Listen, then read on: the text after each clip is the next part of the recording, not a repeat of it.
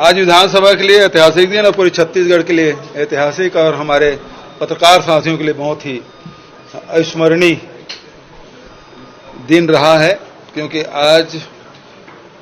Chhattisgarh media कर्मी सुरक्षा विधेयक न केवल प्रस्तुत हुआ बल्कि पारित भी हुआ है। हमारे पत्रकार साथी जो अपने जान जोखिम में डालकर अंदरूनी क्षेत्रों में जाकर खबर लाते हैं, बहुत सारे ऐसे लेख भी लिखते हैं जिससे उनको, उनके परिवार के लोगों को खतरा बढ़ जाता है। साथ ही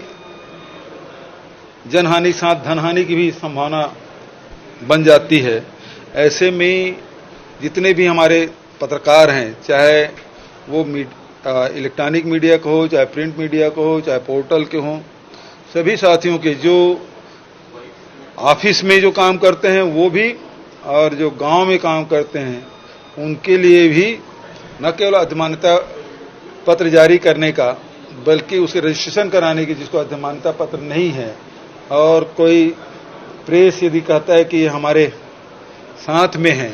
और जो लगातार उसमें 6 महीने के अंदर में 3 लेख लिखे हों या स्टोरी की हों, ऐसे लोग हैं जिसको इस सुरक्षा मीडिया कर्मी सुरक्षा कानून के दायरे में लाया गया है ताकि पत्रकारों के सुरक्षा हो सके।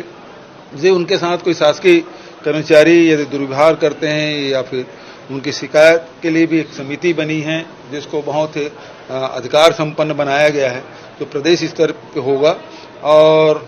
उसमें पत्रकार भी होंगे, उसमें अधिकारीगण भी होंगे। तो वो सब मिल के 6 लोगों की समिति बनेगी जिसके माध्यम से उसे सुनवाई की जा सकेगी और आवश्यक निर्देश भी दे सकेंगे और दंड भी का प्रावधान है। यदि उससे संतुष्ट नहीं होते तो अपील की भी प्रावधान रखा गया है। लेकिन यदि कोई गलत शिकायत करता है तो उसके भी उसमें दंड के प्रावधान रखे गए हैं। तो इस प्रकार से देश में इसकी चर्चा भी थी, प्रदेश में इसकी बहुत दिनों से प्रतीक्षा थी। मैं इस अवसर पर जस्टिस आफ्ताब आलम जी, सुप्रीम कोर्ट के सेवानिवृत्त न्यायाधीश आफ्ताब आलम जी की अध्यक्षता में एक प्रारूप समिति बनी थी जिसके सदस्य न्यायमूर्ति सेवानिवृत्त श्रीमती अंजना प्रकाश जी, उच्चतम न्यायालय के वरिष्ठ अधिवक्ता श्री राजीव रामचंद्रन जी, वरिष्ठ पत्रकार आज हमारे बीच में नहीं ललित सुरजन जी, श्री प्रकाश दुबे जी, मेरे सलाहकार रुचिर गर्ग जी, महाधिवक्ता विधि विभाग के प्रमुख सचिव, पुलिस महानिदेशक, सभी इसके सदस्य थे और अनेक बैठकें राज्य में और दिल्ली में करके विभिन्न संगठनों से चर्चा करके इसका प्रारूप बनाया गया और उसके बाद इसके प्रारूप को विभाग को सौंपा गया। विभाग ने लंबे विचार विमर्श करके इसको विधेयक के रूप में विधेयक के रूप दिया गया और इसे राज्यपाल से अनुमति लेकर विधानसभा में प्रस्तुत किया गया और आज वो पारित हुआ है।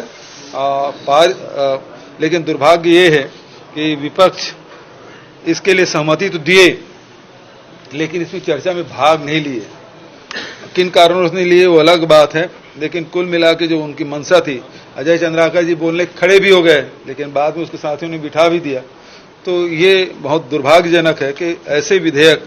जो मूल विधेयक है और पहली बार छत्तीसगढ़ की विधानसभा में प्रस्तुत हुआ है, तो विपक्षी साथियों को भी इसमें अपनी राय रखनी थी, जो नहीं हुआ। ये बेहद दुर्भाग्यजनक है। हालांकि सर्वोन्नति से इस विधेयक को पारित किया गया।